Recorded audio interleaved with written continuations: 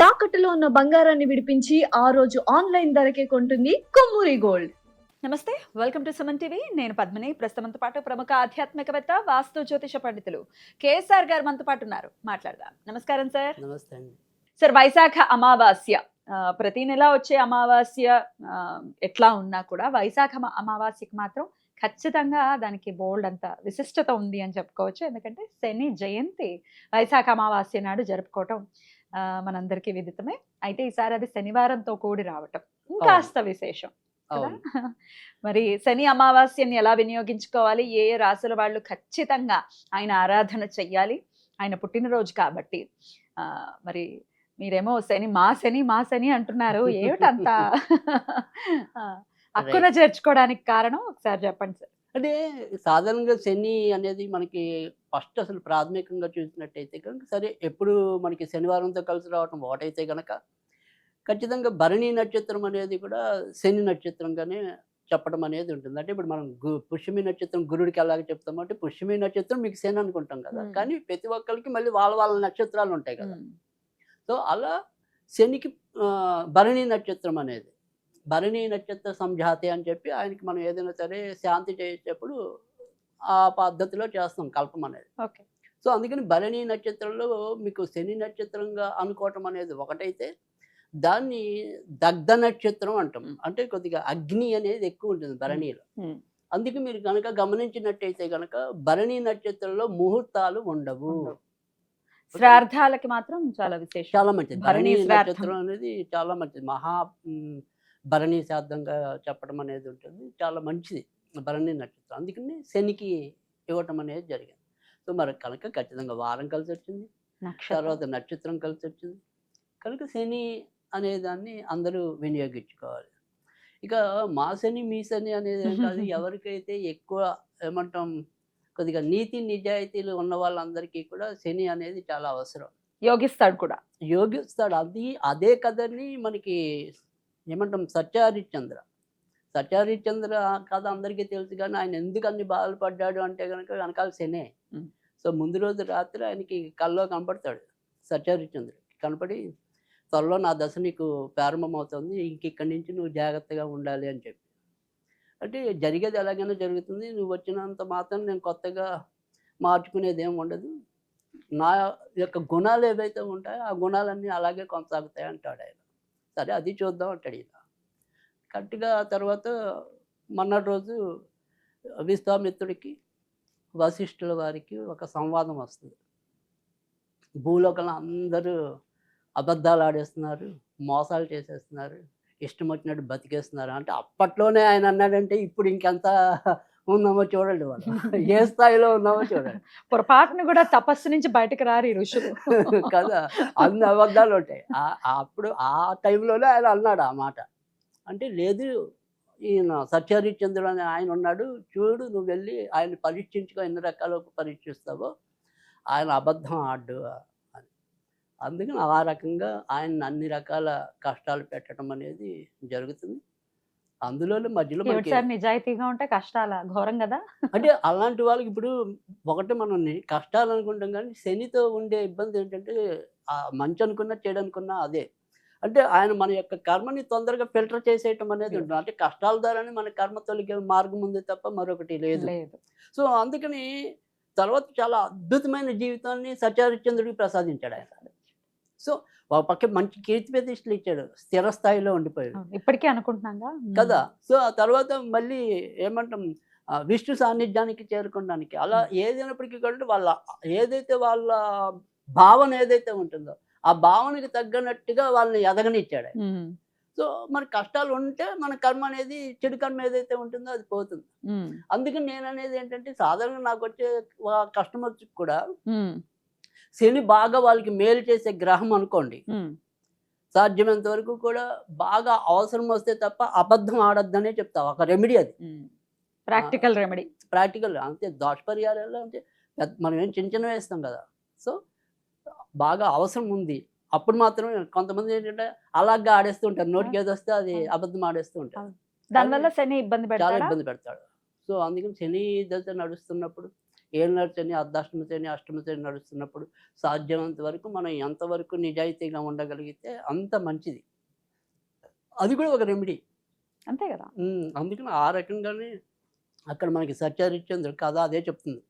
ఎన్ని కష్టాలు పడినా కానీ ఆయన నైతికత్వాన్ని వదలలేదు కాబట్టి శని భగవానుడు ఆయనకి ఇవ్వవలసింది ఇంకా రెట్టింపు ఇచ్చాడు. సో అంతకితం బృహస్పతి కథలో కూడా తారాం దేవి చంద్రుడిని కామోద్రేతం అవ్వటం అనేది కూడా శని వల్లే, శని ప్రభావం వల్లే. ఇలా బోలని ఉదంతాలు అనేవి అయితే మనకి కనిపిస్తూనే ఉంటాయి. అంటే శని వదలనేది ఎవరిని లేదు. కేవలం ఆయన ఎక్కడైనా ఓడింది ఏదైనా కనపడితే అది కేవలం ఆంజనేయుడి దగ్గరే కనపడుతుంది. అవును. సో శివుడు సాక్షాత్ శివుడిని సైతం దాక్కున్నాడు పాపం. శివుడే దాక్కున్నాడు కదా, అందరిని ఇబ్బంది పెట్టాడు. అందుకని ఆంజనేయుడు నిజంగానే ఆయనని పిడుగుద్దులు గుద్దాడా సార్? అందుకే ఆయన కొళ్ళు నొప్పులు అవి ఇవి అంటారు, నిజమేనా? అని అనేది మనకి పురాణాల్లో అట్లాంటి ఆంజనేయుడి కథల్లో మనకు వస్తుంది. వస్తుంది. స్పష్టంగా ఆంజనేయుడి భక్తులు ఒక్కళ్ళ జోలికే నేను వెళ్ళననేది కూడా ఆయన చెప్పాడు, అభయం ఇచ్చాడా? అభయం ఇచ్చాడు. సో అందుకని ఆంజనేయుడిని మనం శనికి ఆపాదించడం అనేది ఎక్కువగా జరుగుతుంది.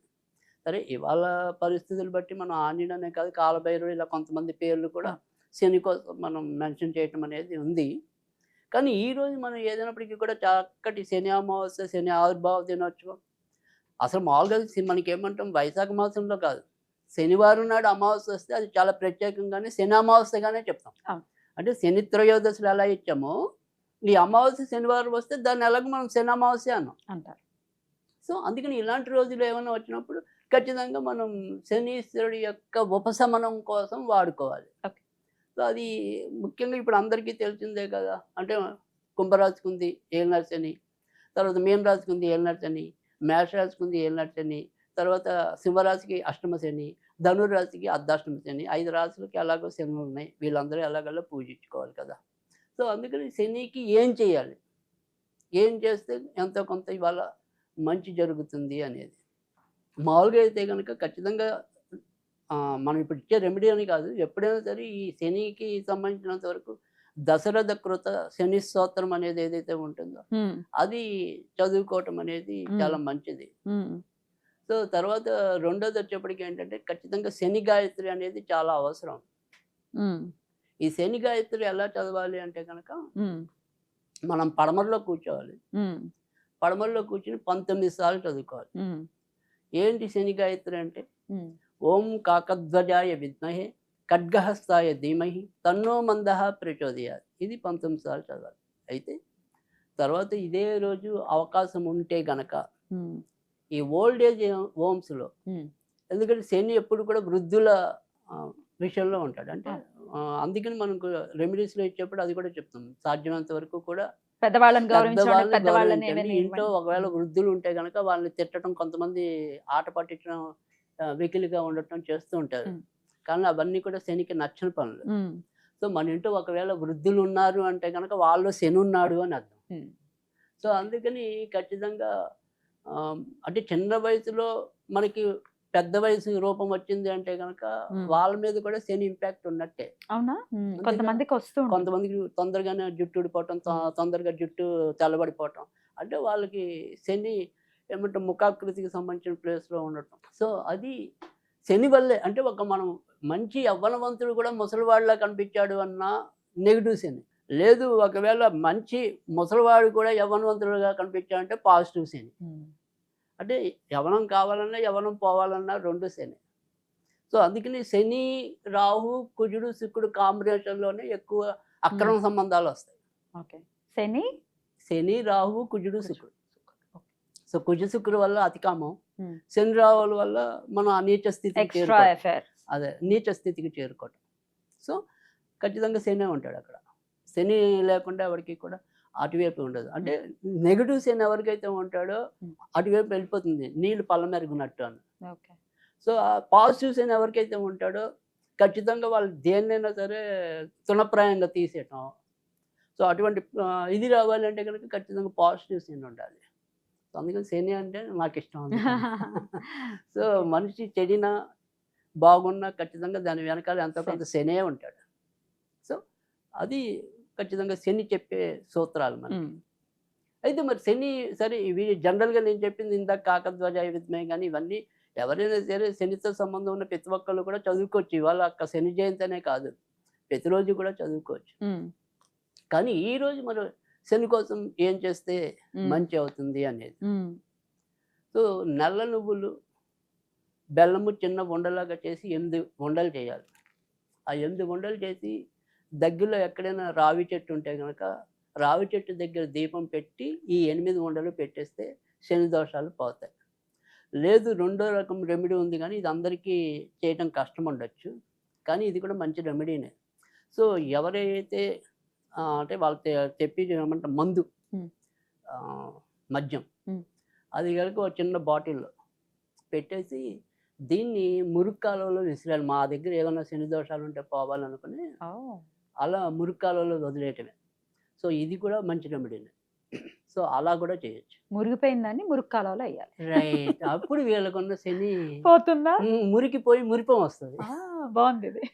సో అందుకని Right. ఆ రకంగా కూడా చేయొచ్చు. మరి కాలువలు అవి లేవండి, మేము ఈ పరిహారం చేయాలనుకుంటున్నాం, మా పరిస్థితి ఏంటి అనుకుంటున్నాం? అంటే ఖచ్చితంగా దీనికైతే అందుకే మనం 2 రకాలుగా చెప్పాము. ఒకటి రావి చెట్టు అనేది చెప్పాము. ఒకవేళ కాలువ అనేది ఖచ్చితంగా ఏదో ఒకటి, అంటే ఇప్పుడు మురుగు కాలువ కాకపోయినా కనీసం పంచైన కాలువైనా ఉండాలి. ఓకే. అంటే మంచి నీరు ప్రవహించేది పనికిరాదు, చెత్త చెత్తగా ఉన్న దాంట్లోనే వెయ్యాలి. వేయాలి. సో అందుకని ఖచ్చితంగా అలాంటిది ఏదైనా ఉంటే వెతుక్కునైనా వేయటం అనేది ఇవాళ ఒక్కరోజే కదా మనం చేసేది. చేయండి. సో అలా చేస్తే ఖచ్చితంగా మంచి జరుగుతుంది శని పరంగా. Beautiful sir, beautiful. చాలా అద్భుతంగా వివరించారు. ఖచ్చితంగా ఈ పరిహార మార్గాల్ని కనుక చేసుకుంటే, అందులో ఆయన పుట్టినరోజు ఆయనకు స్పెషల్ డే కదా. డెఫినెట్ గా ఆయన గుడ్ లుక్స్ లోనే ఉంటాం మనం. రైట్. అదే కాకుండా ధర్మబద్ధమైన జీవితాన్ని అనుసరిస్తే ఆయన ఖచ్చితంగా ఖచ్చితంగా ఎప్పుడు యోగిస్తాడు. మనకి ఇవన్నీ ఏమి చేయక్కర్లేదు. పైగా రెండోది ఏంటంటే ఇలాగే ఆయన ఎన్ని బాధలు పెట్టుకున్నా తట్టుకుని బయటకు వస్తాం. లేదు మనం అధర్మంలోనే వెళ్తాం అనుకుంటే ఐపీ పెట్టుకుని పారిపోతాం. అయ్యో. ధర్మంగానే ఉందాం, శని అనుగ్రహానికి పాత్రలు అవుదాం. చాలా అద్భుతంగా తెలియజేశారు సార్. కృతజ్ఞతలు. నమస్కారం సార్.